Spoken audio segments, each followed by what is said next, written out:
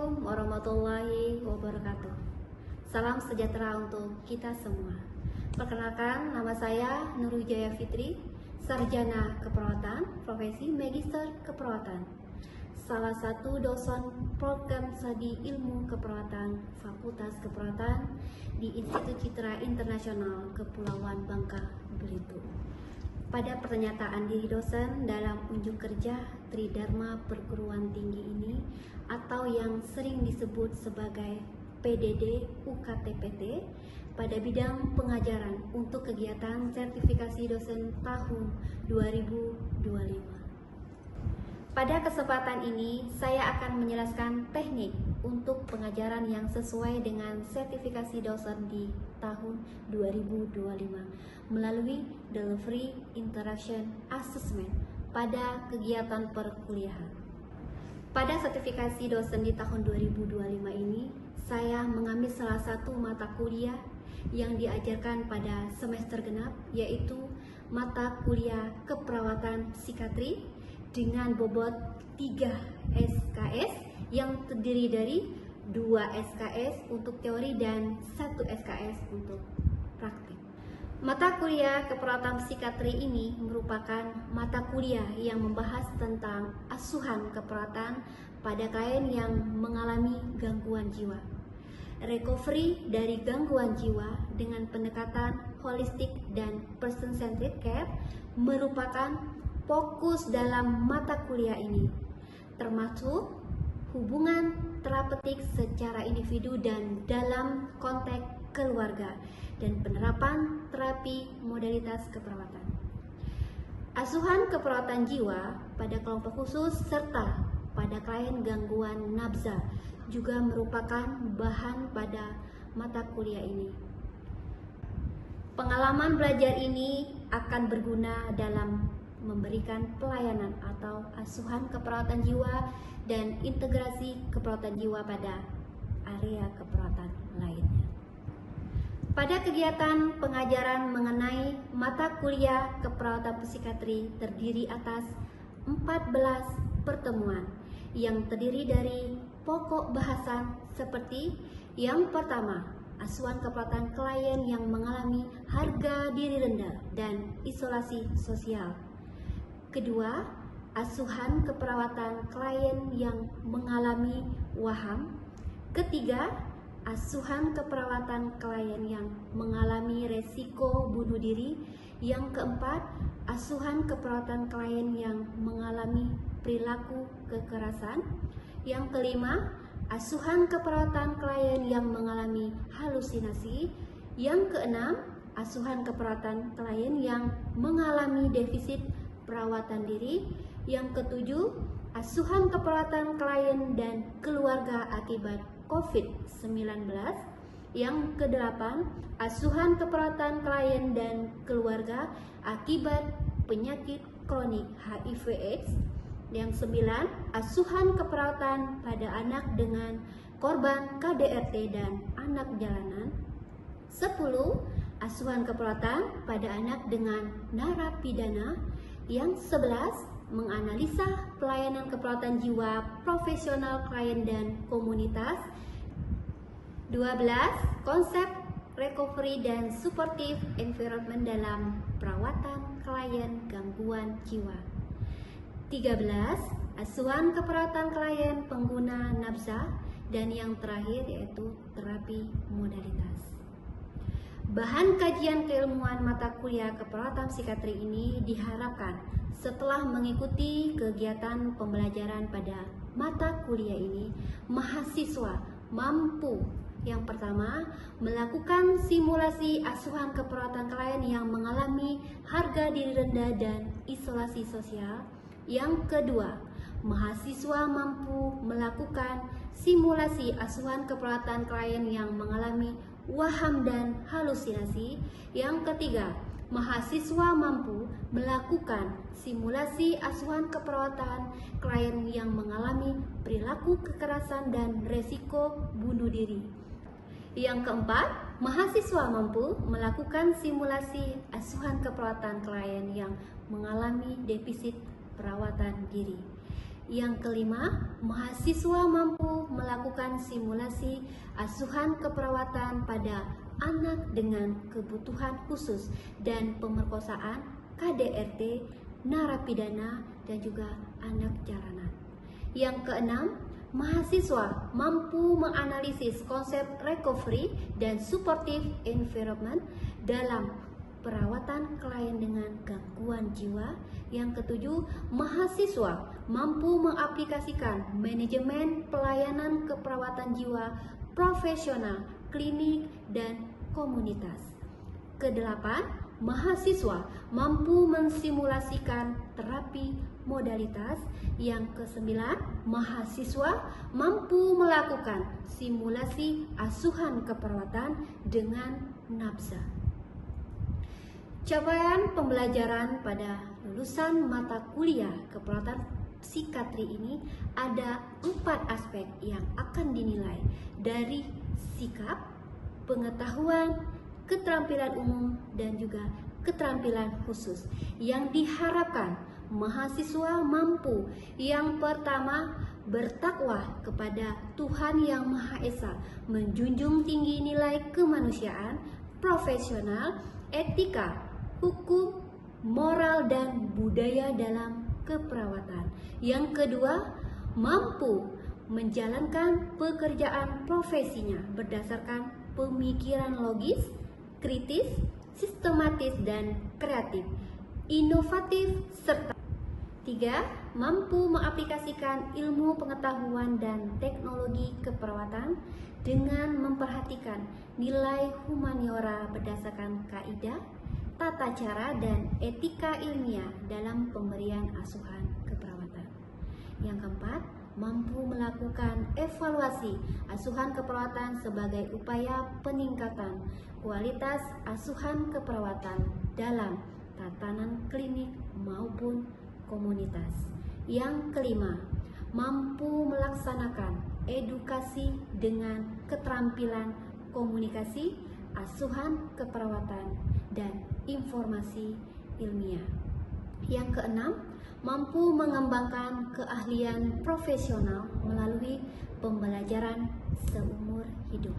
Pada proses penilaian mata kuliah keperawatan psikiatri yang berbobot 3 SKS ini terdiri dari absen 10%, penilaian teori 40%, tugas tambahan 30%, dan belajar mandiri 20%. Berikut ini cuplikan proses pembelajaran pada mata kuliah keperawatan psikiatri yang dilakukan secara luring di Gedung B Kampus Institut Citra Internasional. Assalamualaikum warahmatullahi wabarakatuh. Waalaikumsalam warahmatullahi wabarakatuh. Apa kabar semuanya? Alhamdulillah baik. Insyaallah. Gimana? Apakah sudah sarapan? Alhamdulillah, Masya Allah. Ketemu lagi ya dengan Ibu ya, Ibu Fitri yang paling cantik dan cute. Juga cantik juga dan ganteng-ganteng ya. Oke, baiklah, hari ini kita akan melanjutkan pertemuan kita yang ke-6. Jadi, Ibu pengen mereview materi yang kelima kemarin, coba. Masih ingat materi apa? Masih. Tentang apa? Halusinasi. Oh, cakep ya. Tentang halusinasi. Ya. Oke. Ibu pengen bertanya ya, apakah kalian masih ingat? Biasanya kalau 1 minggu itu lumayan ya. Ya, karena biasanya ada mahasiswa yang malas belajar. Ibu pengen review ya. Apa itu halusinasi? Coba. Siapa yang pengen menjawab pertanyaan dari Ibu? Saya mau. Oke, kalau Sakiti ya. Coba jawab. Jadi halusinasi itu adalah suatu gangguan jiwa yang gejalanya tuh berupa seperti pendengaran yang tidak ada, tidak nyata, penglihatan seperti cahaya, berbinar-binar, lalu pendengaran seperti mendengar bisikan-bisikan halus. Padahal gangguan jiwa. Baik, ya benar ya. Jadi halusinasi itu sesuatu hal yang tidak nyata. Tapi bagi pasien gangguan jiwa itu dia itu nyata. Ya, jadi persepsi yang tidak nyata dianggap mereka itu sesuatu yang nyata. Oke, benar. Tepuk tangan untuk Sakiti. Selanjutnya yang Yang kedua, siapa yang mau menjawab pertanyaan ini? Saya, Bu. Oke, Novi ya, ini menjawab pertanyaannya. Sebutkan jenis-jenis dari halusinasi. Jadi Bu, halusinasi itu ada 5 jenis, yaitu pendengaran, penglihatan, penciuman, peraba, dan yang terakhir itu ada pengecapan. Oke, mantap. Ya. Tepuk tangan buat Novi. Baiklah, hari ini kita akan melanjutkan pertemuan kita yang ke-6 ya, yaitu dengan judul Asuhan Kekuatan Jiwa pada Pasien Gangguan Defisit Perawatan Diri.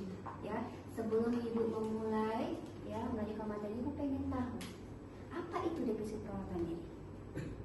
Coba, siapa yang bisa jawab? Defisit perawatan diri. Defisit tahu apa defisit? Tahu. Apa defisit? Defisit itu ketidakmampuan seseorang. Oke, cakep. Ketidakmampuan seseorang, ya. Jadi defisit perawatan diri. Jadi ketidakmampuan seseorang untuk melakukan perawatan dirinya dengan baik. Insya Allah, oke, ya. Oke. Nah, ini defisit menurut Telia Budiana. Ini salah satu dosen profesor ya, profesor ahli dalam kekuatan jiwa kita, yaitu Ibu Budi Anaklian. Itu dia di UIN, ya. Jadi dia menyatakan bahwa defisit perawatan diri adalah ketidakmampuan dalam melakukan kebersihan dirinya, yaitu seperti mandi, gosok gigi, berpakaian, menyisir rambut dan sebagainya. Bahkan dia tidak mampu BAB dan BAK dengan baik. Paham? Ya. Di sini kalian pernah nggak melihat pasien gangguan jiwa di lingkungan kalian? Pernah nggak? Coba, kalau ibu pengen tahu seperti apakah kondisi mereka? Tidak terawat. Tidak terawat. Bau. Terus? Kotor, cakep. Apa lagi? Apa lagi? Rambutnya rauran. Iya, rambutnya tidak terurus. Ya, karena semua pasien yang gangguan jiwa itu pasiennya defisit perawatan diri. Ya, jadi mereka itu salah satu mengalami gangguan jiwa. Kita nggak tahu seperti apa. Ya, apakah penyebabnya nggak tahu? Bisa jadi stres, bisa karena dia pengguna narkoba dan sebagainya. Ya, tapi dari permasalahan itu dia akhirnya imbasnya seperti ini. Defisit perawatan diri. Dia tidak mampu. Ya, bayangkan saja, ketika pasien tidak mampu melakukan perawatan diri dengan baik. Ya, yang seperti yang kalian katakan tadi, wow, ya, kita saja kalau satu hari nggak mandi, apa yang kita rasakan? Bau. Kemudian apa lagi? Gerah. Ya, benar, gerah. Ya, bayangkan dengan mereka yang bahkan berhari, berminggu, bahkan berbulan tidak mandi sama sekali. Ya, oke, lanjutnya. Nah, ini proses terjadinya defisit perawatan diri. Yang pertama, akibat perubahan proses pikir sehingga kemampuan untuk melakukan aktivitas perawatan diri itu menurun. Ya, kemudian kurangnya perawatan diri tampak dari ketidakmampuan ya merawat kebersihan dirinya dengan baik, makan secara mandiri, berhias, dan juga bahkan kalau ibu tadi ke toilet, ya, mandi dan buang air kecil dan besar itu tidak mampu secara mandiri, ya. Nah, bagaimana tanda dan gejala dari pasien yang defisit perawatan diri? Ada yang tahu? Ada yang tahu? Rambutnya Iya, rambutnya kotor. Kemudian Giginya kotor. Apa lagi? punya panjang. Apa lagi? Banyak lagi. Apa lagi? Coba, apa lagi? Kalau pada laki-laki, misalkan pada laki-laki, biasakan laki berjenggot. Ya. Apa? Tidak tercukur, ya, dan sebagainya. Itu tanda dan gejala kalau pada pasien yang defisit perawatan diri. Ya. Nah, setelah kita tahu apakah itu definisi perawatan diri dan tandanya seperti apa, marilah kita pengen melakukan bagaimana rencananya untuk melakukan perawatan pada pasien dengan defisit perawatan diri. Ya, di sini ada 4 strategi pelaksanaan. Ya, yang pertama, tujuan kita untuk melakukan perawatan pada pasien dengan defisit perawatan diri, pertama melakukan kebersihan diri. Yang tadinya si pasien tidak mampu melakukannya secara mandiri, ayo kita bantu, ya bantu mereka untuk bisa mandiri untuk melakukan perawatan diri secara bertahap, ya. Kemudian melakukan berhias ataupun berdandan secara mandiri dan baik, ya. Kemudian ketiga, melakukan makan juga dengan baik. Ya, yang terakhir adalah melakukan BAB dan BAK secara mandiri. Masya Allah. Kemudian, nah hasil yang kita harapkan dari pasien yang dengan gangguan defisit perawatan diri yaitu yang pertama, yaitu pasien dapat menjelaskan pentingnya akan kebersihan diri. Kemudian berdandan, apalagi makan. Kemudian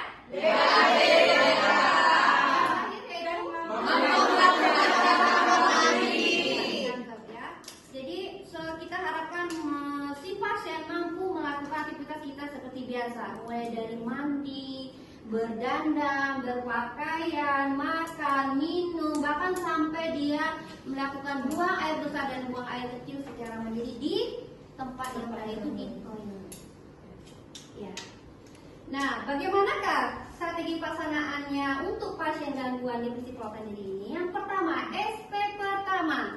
Nah, sebelum kita melakukannya, kita tentukan dulu. Kita catat tanggalnya. Misalkan hari ini, hari Senin, tanggal 8 Juli 2025, pukul berapa? Catat. Ya, dicatat itu. Nah, kemudian setelah itu identifikasi. Ya, identifikasi siapa pasiennya.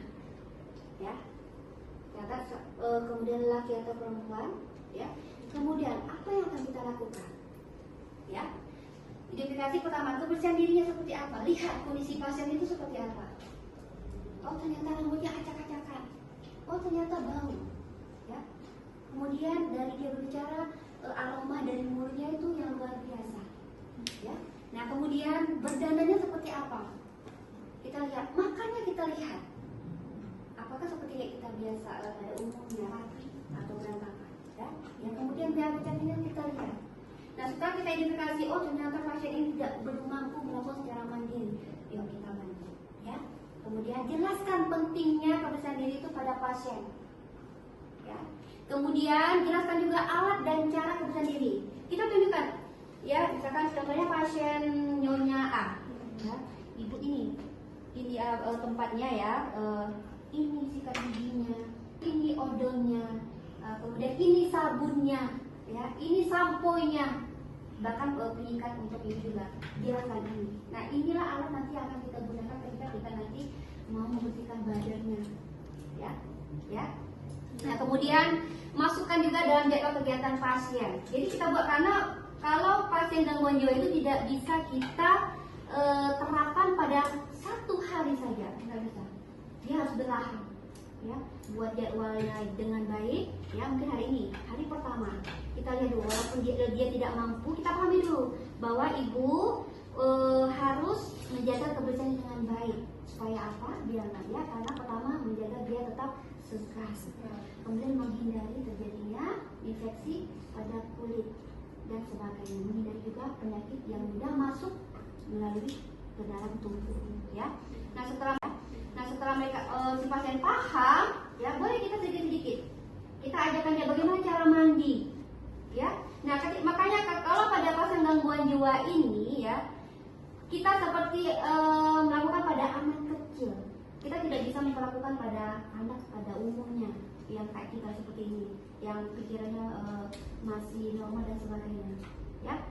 Yuk ibu, kita mandi yuk, ya. Bawa dia ke kamar mandi, bagaimana kita siram, bagaimana dia menyiram badannya.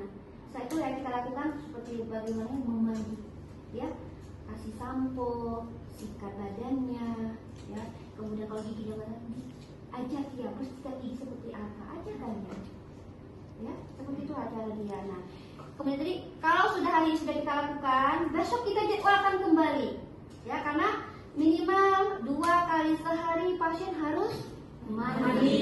Jadi kita jadwalkan untuk hari ini, misalkan pagi sudah kita lakukan, nanti sore kita kembali lagi, ya, bantu si pasien untuk mandi, lakukan bersihannya tadi, ya. Setelah kita lakukan, kita lihat juga itu kan yang mandi ya, kebersihan badannya, makannya seperti apa, ya. Setelah makannya tadi akan kita ajak dia juga, ya, kita ajak dia bagaimana cara ajak, karena ya pengalaman ibu pasien yang menjual itu kadang dia megang sendok juga nggak bisa, ya. Jadi kita ajarkan seperti apa memegang sendok, ya. Kemudian ajak dia juga untuk bagaimana cara dia memasukkan makanannya ke mulut dengan baik, ya. Nggak apa-apa, intinya bertahap, karena dari pasien yang gangguan jiwa ini apalagi sudah kronis, ya, itu nggak akan bisa satu hari langsung kita bim salabim, ya, langsung bisa dan seperti kita biasa nggak bisa. Jadi bertahap, bahkan ada berminggu, ya. Tapi rata-rata ketika dia balik ke rumah, insya Allah dia sudah mampu melakukan perawatan kebersihan dirinya dengan baik dan benar, ya. Ini aspek pertamanya. Jadi jangan lupa tadi kita tentukan juga tanggal, ya. Nanti biasanya kalau di rumah ada catatan, ya, ada catatan buku untuk perawatan diri pada pasien, ya. Kemudian SP kedua, jangan lupa lagi tetap kita tanggal, hari, jam itu kita tetap buat, kita tentukan. Kemudian evaluasi yang SP pertama, tadi kan kita mengajarkan dia mandi, ya, berdandan, makan dan minum, ya. Kita lihat bisa nggak, ya, bisa tidak dia lakukan secara mandiri. Kita lakukan evaluasi. Oh ternyata dia bisa, walaupun nanti agak kaku misalnya, nggak apa-apa, kita support si pasien, ya, agar si pasien tetap semangat untuk melakukan perawatan dirinya dengan baik dan benar, ya. Nah, jelaskan pentingnya berdandan, ajarkan dia berdandan, ya. Jadi baik lagi untuk tahap ini kita pelan-pelan. Tadi kita baru mandi dulu, ajar dia mandi, bagaimana cara dia bersampo, bagaimana cara dia menyikat badannya dan sebagainya, gigi. Nah, hari ini untuk SP kedua kita ajarkan dia bagaimana cara berdandan ataupun berhias, ya, mulai dari bagaimana cara dia menyisir, bagaimana cara dia memakai bedak dan sebagainya. Pasien tetap biar pasien terasa rapi, nyaman, wangi dan sebagainya, ya. Nah, jadi latih cara berdandan. Jadi kalau untuk laki-laki kita latih dia untuk bagaimana cara berpakaian yang beda-beda. Karena pasien gangguan jiwa pengalaman ibu, ya, kancing dia kan kalau di rumah pakai kancing, ya. Kancingnya yang ini dia gantikan kancing, jadi nggak rapi. Nah, jadi kita ajarkan. Jadi antara semua kancing itu tersusun dengan rapi, ya. Bagaimana cara menyisir rambut yang benar dan baik, ya. Kemudian bagaimana bapak itu bercukur, karena rata-rata semua pasien jiwa dia tidak tahu bila otomatis kulitnya, bahkan misal kalau dia ada jambang maupun jenggot itu pasti akan panjang dan berantakan, ya. Kita ajarkan. Nah, bagaimana kalau untuk pasien perempuan, ya, jangan lupa kita tetap ajarkan bagaimana cara dia berpakaian yang baik dan benar, ya. Kemudian menyisir rambut yang baik dan benar dan berhias. Nah, kalau untuk berhias ini biasanya kalau di rumah sakit jiwa itu kita sediakan bedak, ya, kaca untuk mereka melihat wajah dia saat berhias, ya. Nah, kemudian kita ajarkan ke pasien. Kalau dia sudah bisa mandiri, oke. Tapi kalau bisa kita ajarkan, ya. Ajarkan seperti apa cara berdandan, boleh kita ajarkan, ya. Nanti ketika sudah kita ajarkan, boleh kita anjurkan pasien untuk melakukannya sendiri, ya. Nah, kemudian masukkan juga, jangan lupa tadi masukkan dalam jadwal kegiatan selanjutnya. Karena bukan tadi pasien dengan gangguan jiwa tidak mampu melakukan 1 hari sudah menjadi yang sempurna. Ya. Kemudian aspek ketiga, jangan lupa lagi tanggal dan waktu jamnya itu tetap dicatat. Ya. Evaluasi yang aspek pertama dan kedua, apa yang aspek pertama tadi? Bagaimana cara kita? Dia mandi. Yang kedua, dan berdiam.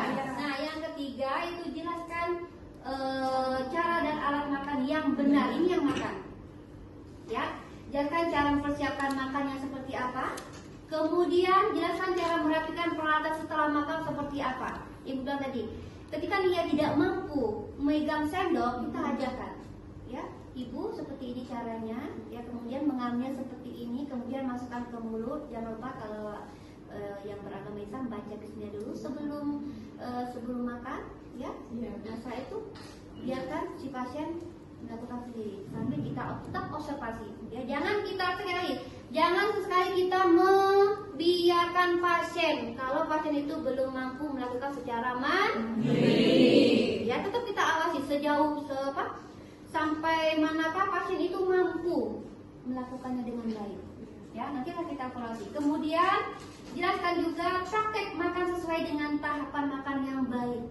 Ya, baca bismillah, berdoa dulu, baca bismillah, kemudian makan dan minum dengan baik, dan nanti setelah itu si pasien kita ajarkan bagaimana cara meletakkan makanannya, piringnya tadi ya, ke tempat yang telah disediakan oleh rumah sakit. Ya, kemudian latih kegiatan makannya sampai kita observasi. Ya, dan lain masukkan dalam jadwal kegiatan kita selanjutnya. Sampai pasien itu mampu melakukan dengan sendirinya. Yang terakhir aspek keempat, ya, yaitu jangan lupa tanggal dan waktu jamnya itu jangan lupa ya, tetap dicatat. Kemudian evaluasi. Nah, ini evaluasinya ketiga-tiganya tadi. aspek pertama, 2 dan 3. Apa aspek pertama tadi? Balik lagi? Mandi. Iya, bagaimana cara kita mengajar si pasien mandi yang baik dan benar. Kemudian yang ketiga, oke, baik. Bagaimana cara makan yang baik dan bagaimana cara merapikan setelah makan. Dan yang terakhir tadi ya, yaitu melatih cara BAB dan BAK kepada pasien. Oke, pertemuan kita materi sudah Ibu sampaikan ya udah. Sekarang sesi tanya jawab. Ya. Kalau yang ada yang ingin bertanya boleh. Silakan lontarkan pertanyaan ke Ibu. Oke? Eri, ya. Baiklah Bu, terima kasih. Perkenalkan saya Teri Sundrawita ingin bertanya kepada Ibu, apa Bu yang harus kita lakukan jika kita melihat ODGJ Bu di jalanan? Terus kondisinya itu kurang Bu perawatan dirinya. Gimana Bu? Terima kasih Bu. Udah langsung jawab ya. Jadi Ibu bilang tadi, semua pasien gangguan jiwa itu mengalami defisit perawatan diri. Ya, banyak kita lihat sekarang ini ya. Nah, apa yang kita lakukan? Laporkan ke pihak yang berwenang, Puskesmas, ya, kemudian Satpol PP, ke pemerintahan, ya. Nanti biar mereka yang melakukan penanganannya. Nanti setelah itu mungkin kebanyakannya akan dilakukan perawatan dan nanti akan diteruskan ke rumah sakit jiwa. Ya, yang penting kita laporkan hal tersebut ke tempat yang berwenang, ke Puskesmas terdekat, Satpol PP dan juga pemerintah terdekat. Ya, paham? Oke, paham. Terima kasih. Oke, baiklah, itulah materi yang Ibu sampaikan tentang disiplin diri. Tadi kalian sudah bertanya ya. Nanti mungkin kalau pengen menanyakan lagi boleh nanti. Yang Ibu juga boleh. Kalau pengen diskusi dan sebagainya ya. Oke, hari ini cukupkan di sini. Nanti kita akan lanjut dengan pertemuan minggu selanjutnya ya. Oke, Ibu Heri. Wassalamualaikum warahmatullahi wabarakatuh.